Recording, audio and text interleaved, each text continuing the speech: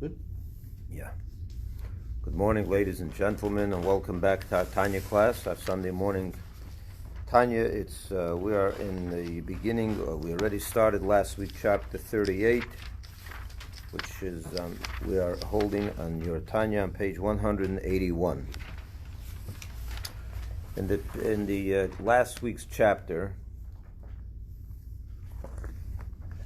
we learned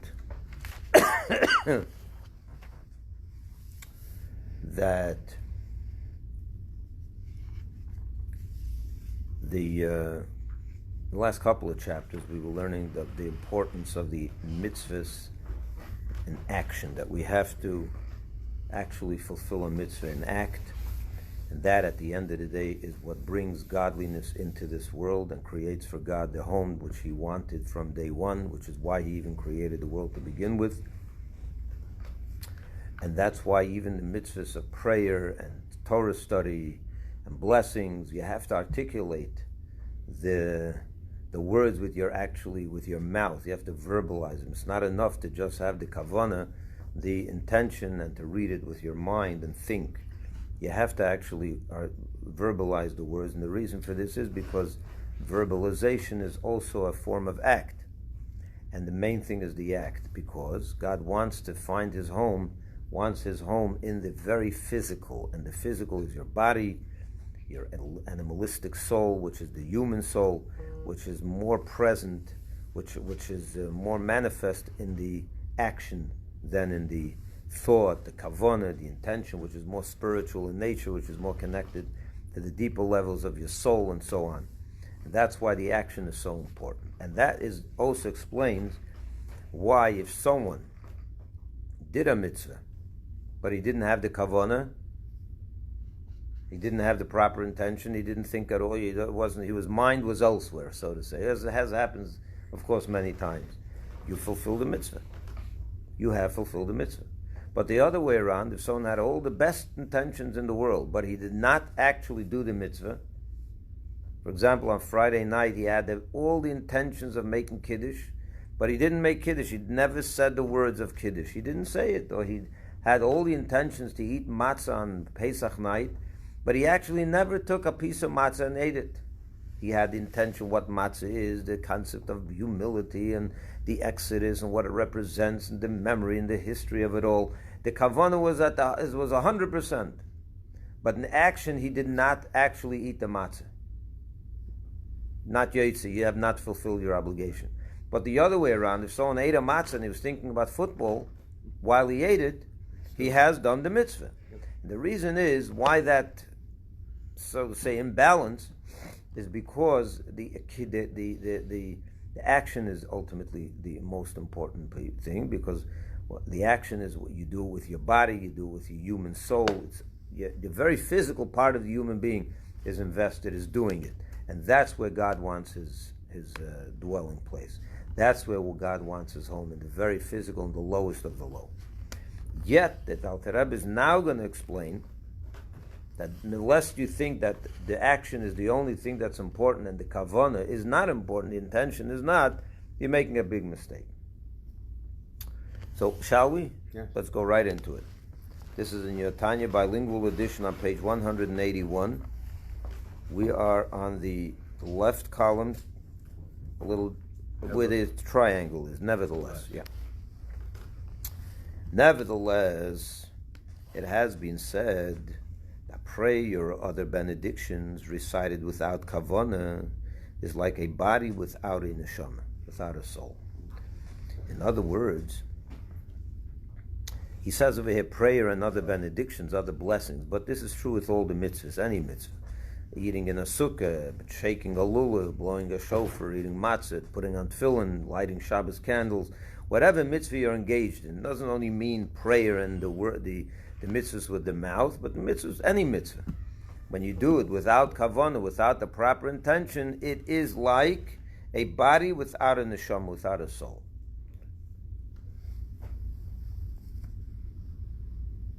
Which is pretty severe, no? So,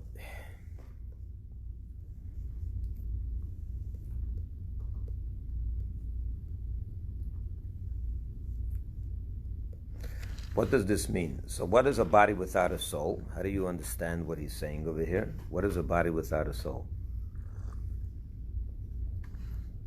No? It's nothing. What is it? It's not active. It's just... It's dead. Yeah. So do you think that that's what Alter Rebbe means over here? That when you do a mitzvah without kavanah, your mitzvah is like dead? It's dead? That's not what he's... That's not what he's saying. That's not the point over here. Because we already learned that a mitzvah without kavanah, if you did a mitzvah and you didn't have the kavanah, it was a mitzvah. Mm-hmm. It is a mitzvah. In fact, we said that the action is the most important thing. So you can't say it's dead, it's lifeless. It's a proper mitzvah. You did a mitzvah. What he's trying to say here is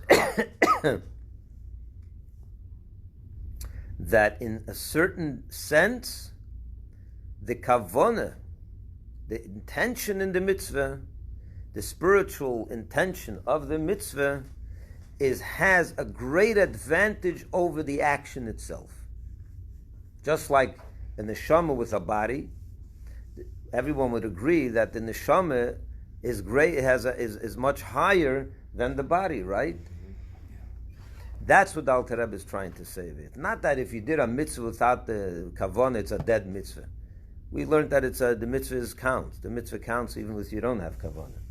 What the Alter Rebbe is saying is like a body without a neshama means that it lacks in a certain way the kavanah, the intention that you put into the mitzvah, has an advantage, a superiority over the mitzvah itself, over the action itself, just like the neshama has over the body. And we're going to learn what that is. So I don't want you to make the mistake thinking that a mitzvah without kavanah is dead. It's not a mitzvah. It's not what he means over here. Let's see it in the Alter Rebbe's words. Nevertheless, it has been said that prayer or other benedictions, blessings, or for that matter, any mitzvah, as I mentioned, with recited or done without kavanah, is like a body without a neshama. This means that just as in all creatures in this world, possessing a body and a soul, namely the nefesh of all living and the ruach of all human flesh and the neshama of all that has the spirit of life in its nostrils among all living creatures, all of which God animates and brings into existence ex nihilo constantly, by the light and vitality which he imbues into them. For also the material body and even the very inanimate stones and earth have within them light and vitality from God's blessed self, so that they do not revert to naught and nothingness as they were before they were created. There is nevertheless no comparison, no similarity whatever between the quality of the light and vitality that illuminate the body and the quality of the light and vitality that illuminate the neshama, which is the soul of all living. All right, that was a mouthful. Before we do this, I'm going to read that paragraph again, of course. I want to give you a lengthy introduction to what we're going to be learning over here, because it's important. And what I'm going to tell you now is quite fundamental in having a proper understanding, not just as it relates to the subject of this chapter, but all of Hasidic and Kabbalistic knowledge. All right, so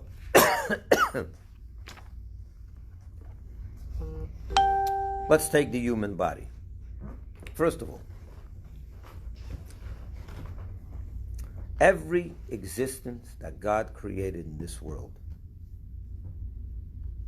from the blade of grass to the speck of dust to the most sophisticated human being, all were created and are continue to be animated and kept in existence through the life force, the godly life force of God. In other words, to simplify this, in a stone there's a godly life force that brings it into existence and keeps it in existence.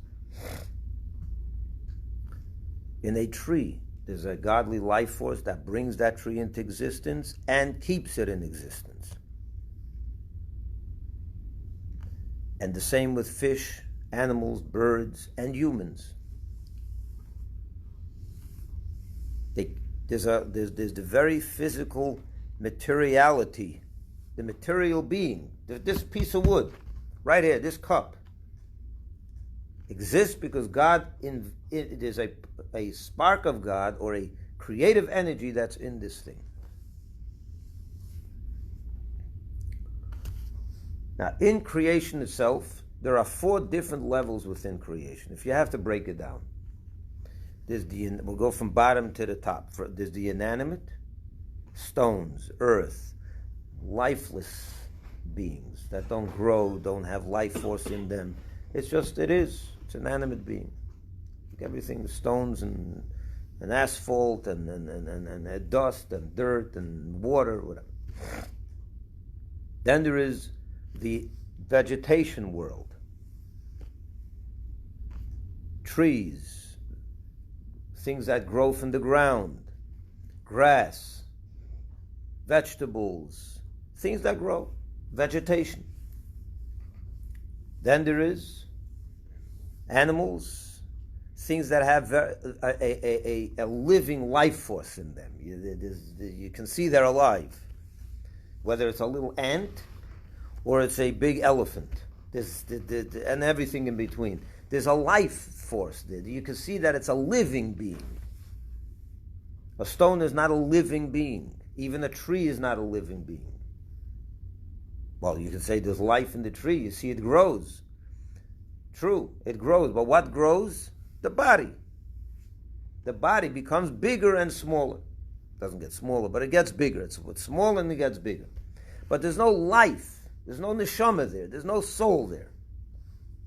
When it comes to animals and animal life, that which is already a living being, you see a spirituality there already. It's not an animal you're not going to define as something that's born, when it's born it's this big, and then it became much bigger as it grew older. No. It's a living being. The minute it was born, it's already alive, walking, it's moving about, it's a living being. And of course, humans are even also within the living reality, but they have intellectual ability and speech ability and so on. So if you want to break it down, I would break it down to 2 levels. Those 4 I'm going to split into 2. There's the body creations of body, and which includes the inanimate and the vegetation. Because there's no living, it's not a living thing, even a tree. The body grows, the physical aspect of it becomes bigger. Okay, fine. So imagine a stone becomes bigger. That's a tree. So a stone doesn't get bigger. It's the way it is the way it's always going to be. A tree, his body grows, but there's no living. It's not a living being. The animals and humans are living beings. That's a different experience already. It's a soul. There's a soul, a living soul in it that makes it move and animates it. And you can see it's a living being. Even a little ant, it's moving about. You see, it's alive.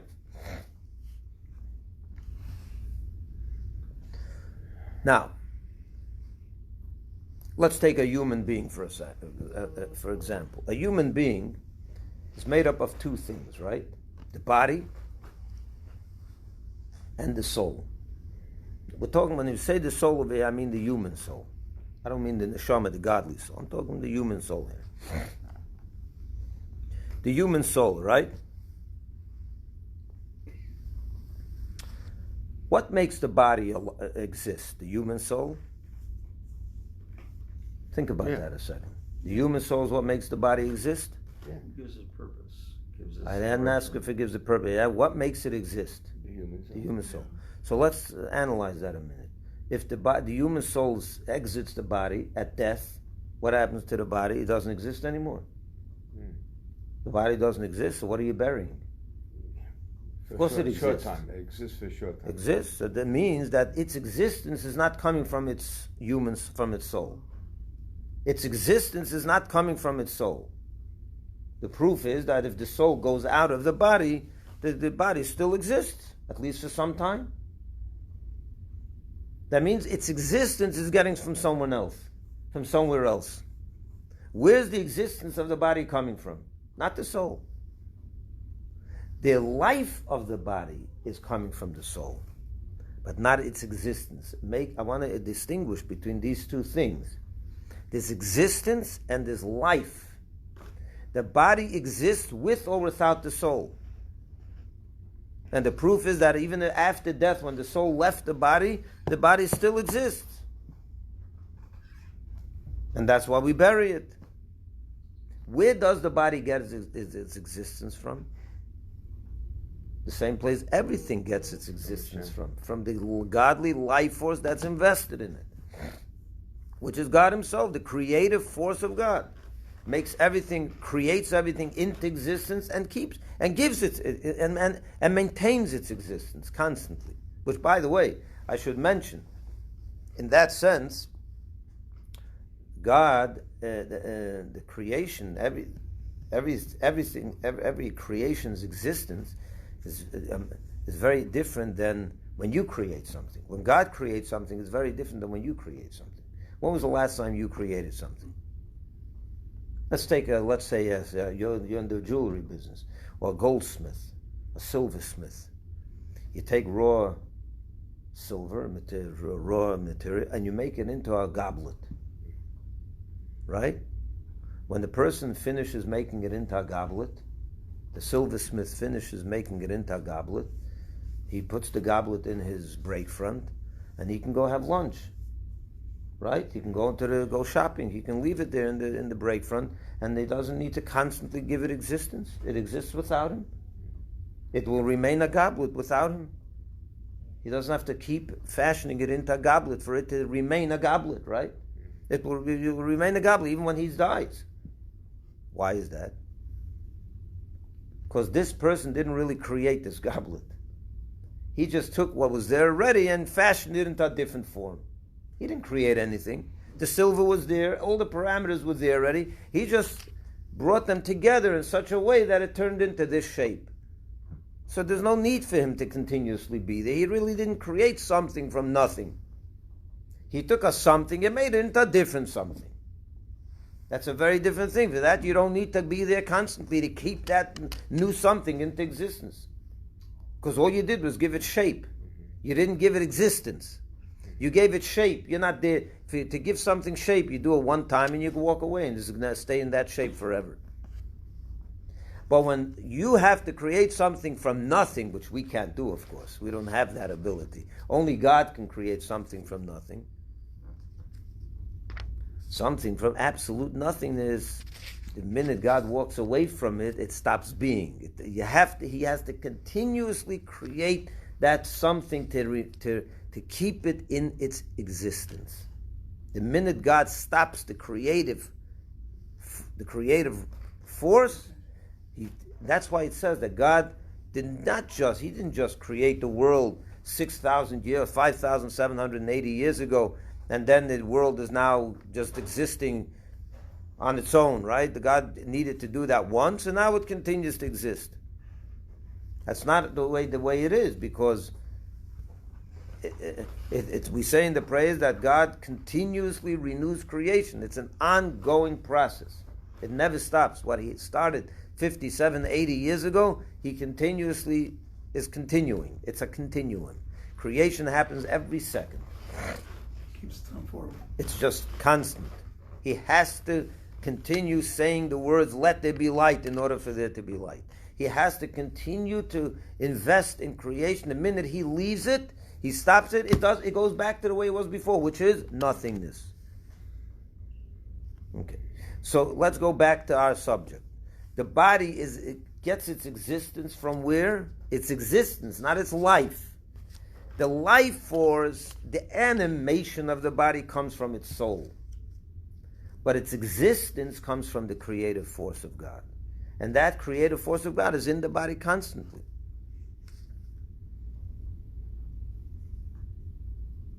Does that make sense? Yeah. Okay. Now,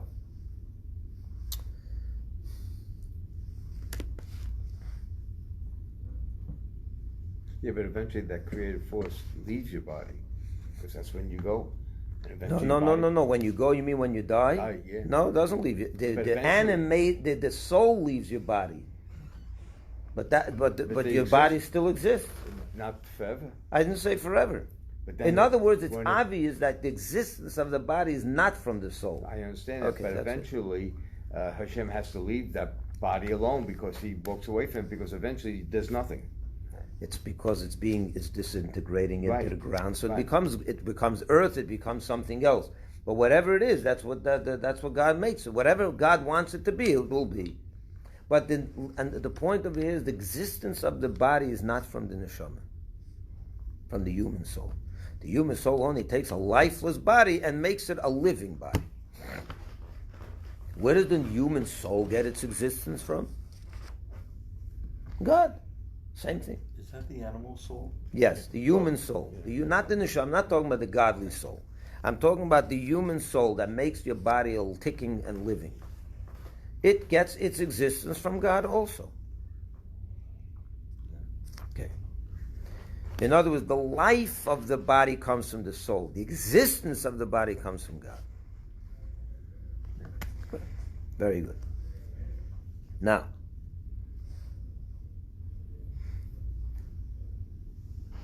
let me say another introduction. Let me give you another pointer. And this is already a little Kabbalistic, so all you listening, please pay attention. This is going to be interesting, actually.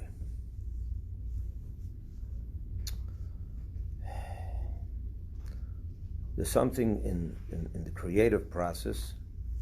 We know there's something called the Seder Hishtalshelus. I've mentioned that word many times here.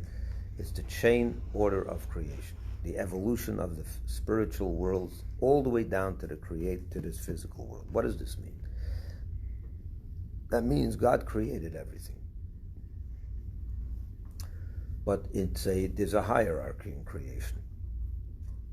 God, in the first instance of creation, contracted himself.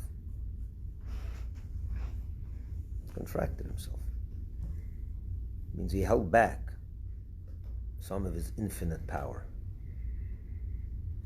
And he contracted his light, let's say. I'm going to give the example of light. You know what? Let me give you an example from the physical world. This room here. The light of the sun is coming into this room, right? Mm-hmm. Have we contracted the light of the sun? In what way have we contracted the light of the sun? Windows, you have walls. walls. No, the windows, on the contrary. The windows are the opening for the light of the soul. The windows don't contract the light of the soul. The walls contract the light of the soul. In other words, if you would not have a wall on this side of the building, there would be a lot of sunlight coming in here. A great deal of sunlight coming in here. What did we do? We built a wall. And what we did was we created a small window. So all that powerful light of the sun is shining through a small hole, a window, one window. Let's say there was one window in this room. Okay? Is that contracted light? Yeah. Contracted light, sure it is. It's when you have a light coming through a little hole like this, it's much more contracted than the light that if you had a major opening. It's coming through a very small area. Much less light is coming in. Can't say it's not contracted. Of course it's contracted. But now here's the question. Imagine you have a window. What kind of light's coming through that window? The sunlight. If you had a huge window of 20 feet wide, a 20-foot wide window, what would be coming through that window? The sunlight. If you have a small window this big, a small hole, what light is coming through that hole? Same sun. The quality of light is different between the big window and the small window. Same quality. The same quality. But it's contracted. This is less, this is more, but the quality is the same. But now imagine you put on the window, on both windows, you put a curtain. Put a curtain. Now the quality of the light is different inside. Behind that curtain, the light that's coming through the curtain, the quality has been diminished. So there's two things going on in it. Let me give it to you in the Hebrew words. There's something called tzimtzum, which means contraction, and there's something called hester, concealment. This is extremely important. Tzimtzum means the light was contracted, When you have a big light, a big window, it's not as much contracted as when you have a small window, small hole. There's a lot less light coming through a small hole than through a big 20-foot window. But the quality of the light is the same. They're both not concealed. Whatever's coming through is the same. You have more and less, but the same quality. But then there's Hester. Hester means it's concealed. You put a curtain in front of it. So it's not a completely, it's not blocked completely, some light's coming in, but it's already reduced quality. Does that make sense?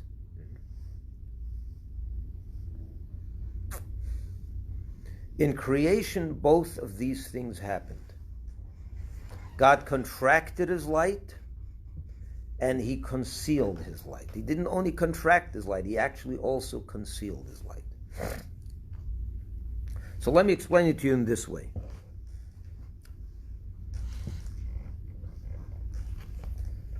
How many different spiritual worlds do we have? There are many, many, many, but it's broken down to 4, okay? Let's break it down to 4 worlds. There's Atzilus, Bria, Yitzira, and Asiya. Okay? These are 4 spiritual worlds. In Atzilus, there's much more godly light than in Bria, the lower world. And also, in Atzilus, it's less concealed than in Bria. So in Bria, you have a double diminution. First of all, it's more contracted and more concealed. So you got that point, yeah? Good. And the further you go down till this world, it becomes more contracted, smaller and smaller, and more opaque, more concealed. You see? This means when you go like this is contraction. Then you have, even within the contraction, you have a thicker curtain, a not so thick curtain. It's as you go down from the Godhead, so to say, from this top, from the beginning of, from the highest level of godliness, as it comes down, it's becoming smaller, contracted, and more opaque, more concealed. So the quality and quantity is becoming smaller. Can I ask you a question? Yeah.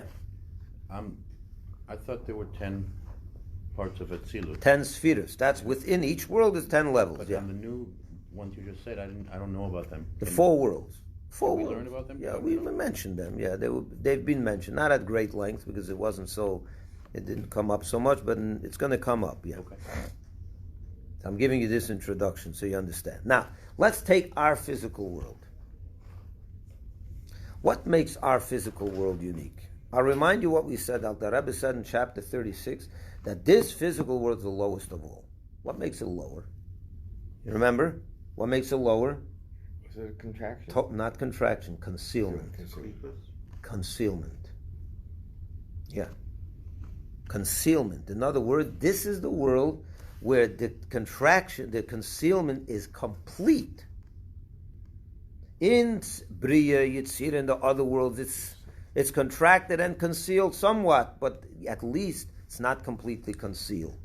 A creation of the other upper worlds, they fully recognize the existence of God. There's no denying it because God is revealed there. Not as much in the higher worlds, but He's obviously revealed. He's obviously present. There's no denying it. This is the world where God is absolutely, completely concealed. On this tiny window, he put such a thick curtain that the light does not shine in. It's pitch black. It's a big klipa. That's where klipas come from. That's the meaning of the shell. What does shell mean? It's a peel. There's a big, when you look at an orange, what do you see? All you see is the peel. You don't see the orange inside. It's completely concealed. You don't know if it's a rotten orange, if it's not right. You don't know what's inside. It's completely concealed. This world is complete concealment. Complete concealment. You do not see God in this world at all. He's present, but you don't see him. Complete concealment. So not only is he contracted, but he's actually totally blacked out. It's a total blackout. It's a blackout. It's a blackout of godliness. Doesn't mean it doesn't exist, but we don't see it. Wouldn't it be a better world if he let some of the light come through? I'll explain to you that not. No, it wouldn't be a better world. I know what you mean by better. What does better mean? Less hatred. For sure. And that's, yeah, for sure. If the God was revealed there, it would be less hatred, less sinfulness, less klipa, less of the shell, absolutely. But that's not what he wanted. For that he has Atzilus. He doesn't need this physical world. There's the reason he created this complete concealment is so that you and me should now uncover it, take away the concealment. That gives him great pleasure. But leave that aside for a minute. But there have been characters, use that word, that have had not face-to-face, but direct communication with Hashem, where the light, obviously, and manipulation has been removed, where they had a one-on-one basis. We're not at that level. True. They revealed God. So it can. You can reveal God, yeah. Mitzvahs reveal God. Let me go now step by step. I'll get there. Now let's take this physical world where God completely concealed himself. Okay? But now within this physical world, you remember I mentioned there's 4 different levels? There's the inanimate, there's the tree, the vegetation, animal life, and human life. Within those 4, is the concealment the same? The life force that's in the human is not the same as the life force that's in the stone. Yeah. There's more godly life force in the human than there is in the stone. So the tzimtzum, the contraction is less in the human than it is in the animal, than in the tree, and then in the stone. But as far as concealment, is it all the same? Yes. It's all the same. But in terms of tzimtzum, it's not the same. The contraction is not the same. In the human, there's more spiritual life force than in a stone. However, when you see a stone and you see a human, if you don't know that God exists, all you'll see is that there's a living force in the human, but there's less life force in the stone. Any thinking person is going to recognize that. But that doesn't mean that just because you see a human, you're recognizing God. It's the Hester. The concealment is the same. In this physical world, the concealment is the same, the highest and the lowest level. But in terms of tzimtzum, there's a difference. God didn't contract himself as much in the human as he did in the stone. In terms of how he dressed himself in the same opaque clothing. It's the same garment. The garment's the same. What's in the garment is different. In a human, there's more godliness than in a stone. But they're both not recognizable in terms of its godliness. The concealment's the same, but the quantity is not the same.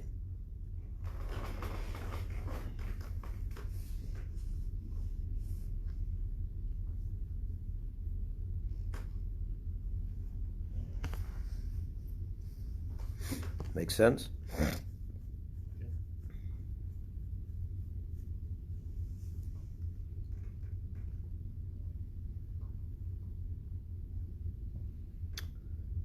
Okay, with that in mind, we can read a few lines. So let's read again what we read till now. Nevertheless, again, from that yarn with us, Eric, Yes, 181. right there. Yeah. Thank you. Nevertheless, it has been said that prayer or other benedictions recited without kavanah, without the proper intention, is like a body without a neshama. This means that as in all creatures in this world, the physical world, possessing a body and a soul, namely the nefesh of all living and the ruach of all human flesh and the neshama of all that has the spirit of life in its nostrils among all living creatures. He's talking about human life and animal life. All of which God animates and brings into existence ex nihilo, something from nothing. constantly. As I mentioned, it has to be always. He can't stop for a second. The minute he stops, it's over. How? By the light and vitality which he imbues into them. His light, his creative life force that he imbues in each of these creations. For also the material body, your physical body, and even the very inanimate stones on earth, have within them light and vitality from his, meaning God's blessed self. You get your existence not from your soul, but from God himself. The existence comes from God.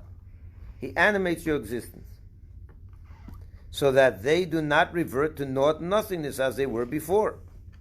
There is, nevertheless, no comparison or similarity whatever between the quality of the light and vitality that illuminate the body, and the quality and the light of and vitality that illuminate the soul, the neshama, meaning the human soul, which is the soul of all living. There's a very big difference. The soul is much more spiritual than the body. They're much different in quality. They both have within them a godly life force. The body has this stable has a godly life force. My physical body has a godly life force, and our soul has a godly life force. The human soul has a godly life force. But would you compare them?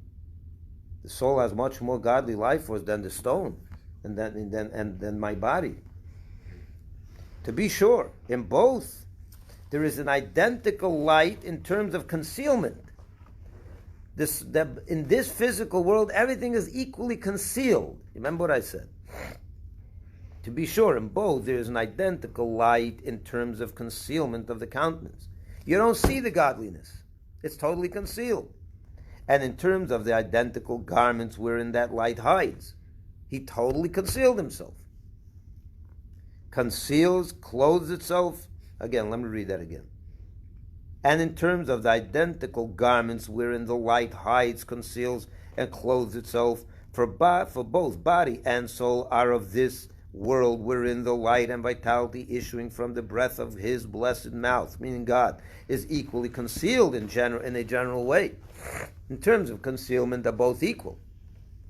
By virtue of the concealment of the countenance and graded descent in the progressive lowering of the worlds, by means of numerous and profound contractions, until the light has clothed itself in the klipas nega, in this physical world which is completely shelled behind the godly life force is covered by a thick shell, klipa, in order to animate and the totality of this material world. That is, all things which are permissible and clean in this world, and from it and through it all things that are impure receive their sustenance, for it is the mediating agent, as it were, as has been explained above. That means that within this physical, that means to understand this, I'm going to give a ridiculous example. Let's take a cantaloupe or a watermelon. What's going on in the watermelon behind that thick peel? There's water, there's the red, there's pits, seeds, there's other things in there, right? There's a bunch of, now you can say the water aspect of the watermelon is on a higher level than the pits. Let's say, but the common denominator between everything that's there is that it's behind a very thick, you don't see anything that's in there. There's a lot of going on in there. Different levels, perhaps.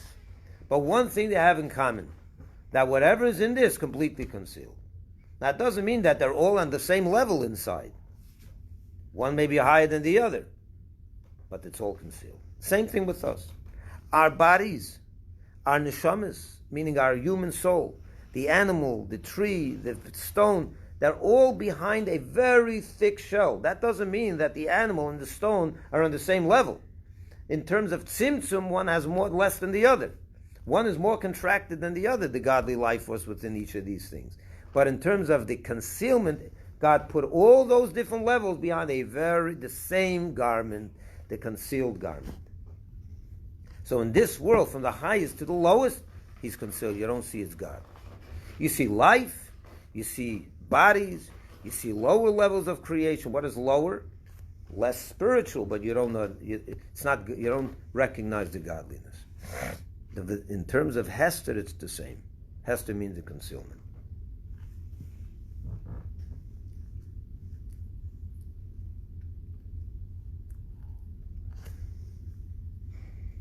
Right?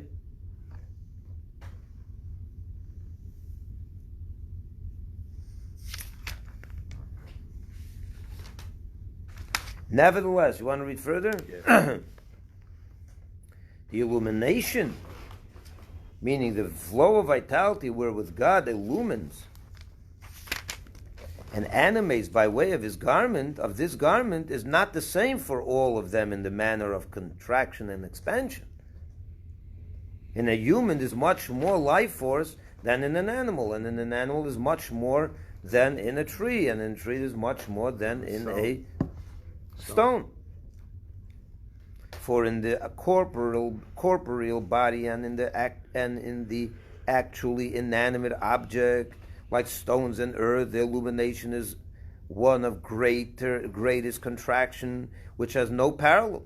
It's the lowest, it's tiny, a minute life level of godliness, where the power of vegetation, where the vitality is so minute as not to have even the power of vegetation. It doesn't even grow at all. It's so minute that it's whatever it is, it is. In plants, the illumination is not so greatly contracted. The proof is it grows a little. There's some life force. In general, all things are subdivided into 4 grades: mineral, vegetable, animal, and man, speaker, corresponding with the 4 letters of the blessed name, the tetragrammaton, from which they receive their influence. Very interesting concept there.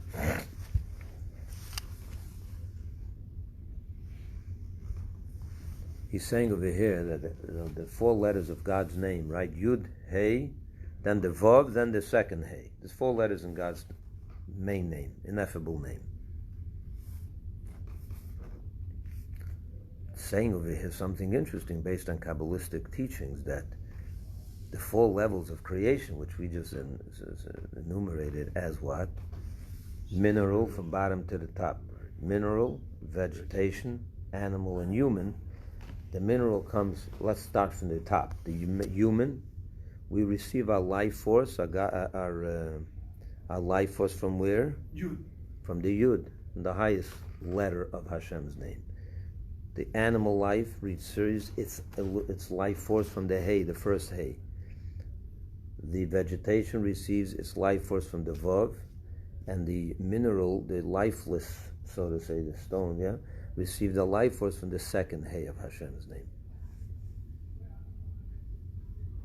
And that's why this became a human, this became an animal, this became a tree, and this becomes a stone. Because they get to begin with a lower, and those 4 letters, of course, contract and contract and contract.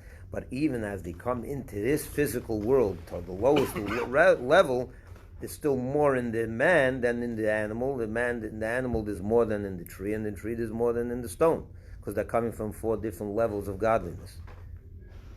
They're contracted greatly, but that's in terms of contraction. But in terms of concealment, it's all the same. Any questions, first of all?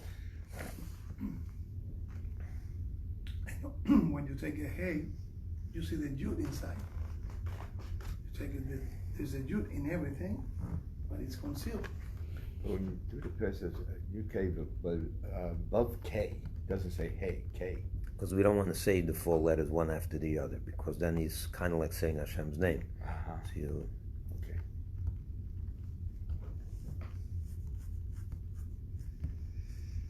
and just, let's move on.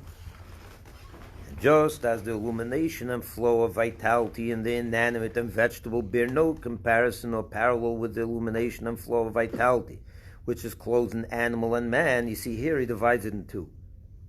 Inanimate and tree, and animal and man. What's the difference? Why is it 2, suddenly 2? You see what he's saying? And just as, we'll read that again, just as in the illumination and flow of vitality in the inanimate and vegetable, he bunches those 2 together. Bear no comparison or parallel with the illumination and flow of vitality, which is clothed in the animal and man, he bunches those 2 together. Yeah? You see that?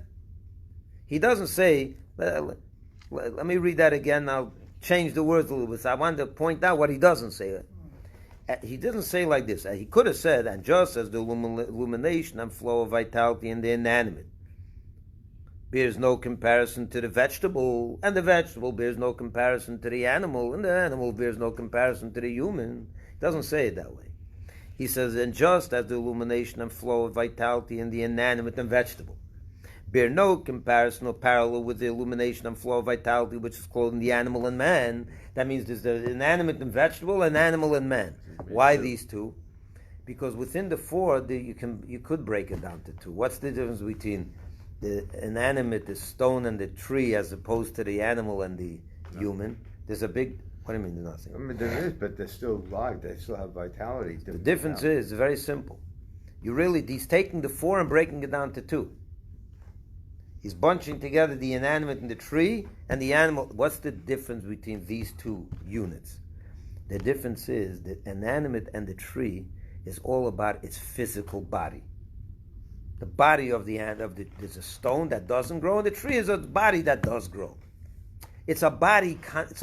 It's all about body, the physical itself. Whereas the animal and the human, it's not just about body. It's a living thing. It's alive. There's a spiritual life there. You see it. It's apparent.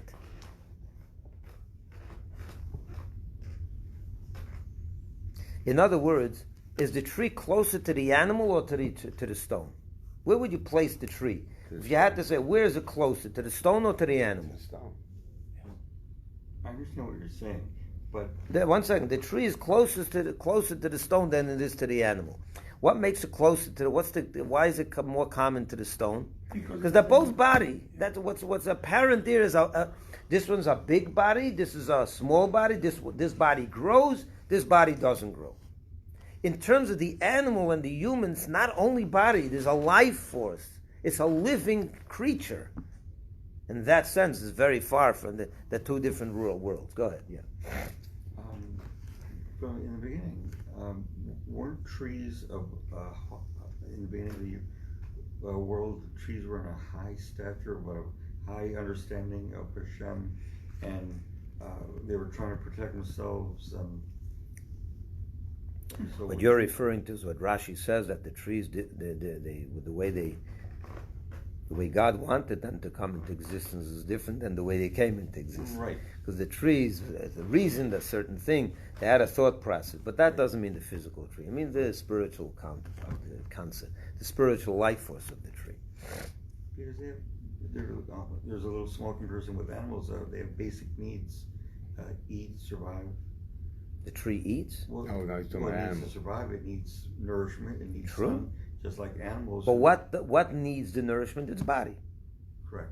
It's But fine. isn't it the same with the animals? No, the body also needs it. An animal also has a body. We're not saying that the animal and the human doesn't have a body. We both have a body, but we're not just about body. There's a clear distinction between a tree and an animal, and where this is a living being, this is a body being. This body grows. There's something that makes the body get bigger, but it's all about the body. It's a bigger body, a growing body. The animal is not a growing body. The animal is a living being. It has feelings. It has an ability to. You can think. It has even a thought process. It has a will. It's a different being. It's a different concept. It's a whole different world. It's a living organism. This is not. This is a dead body. It's not dead. This is a living. It's a body that grows. Imagine a human body that doesn't have a soul, but something makes it grow. That's what a tree is. It's a body without a soul, but the body grows with the power of vegetation. It makes it grow, but it's not a living being. A body is a living being. Okay, anyway, so he's saying like this. Just as the illumination and flow of vitality in the inanimate and vegetable bear no comparison or parallel with the illumination and flow of vitality which is clothed in animal and man, in these two units you see a major difference. One is purely physical, and one is completely on a different level. It has a spiritual spiritual life to it. So you see the difference, that within this physical world there's a major difference. Although in all there's one equal light in the category of concealed countenance. They're all the same in terms of concealment. In the animal, although you see a walking animal, you don't see a godly animal. You don't see godliness there. Which is clothed in the same garment in all of them. The godly thing, the godly life force that animates the body is completely concealed as the godliness that creates the tree, namely the garment of Nega. So that's the klipas Nega. That's what the garment is called. I don't have time to elaborate on that now. Maybe I'll do it next week. So too, there is no comparison and parallel between the illumination and flow of the light of the blessed Ein Sof, the inwardness of his blessed will, without concealment of the countenance and without any garment, whatever, which irradiates and pervades the active priest. Okay, you know what? Because it's 10:30, this goes into a whole lengthy subject already. So we're going to start next week and just, from the words and just. Okay? You understood what we learned today? Yeah.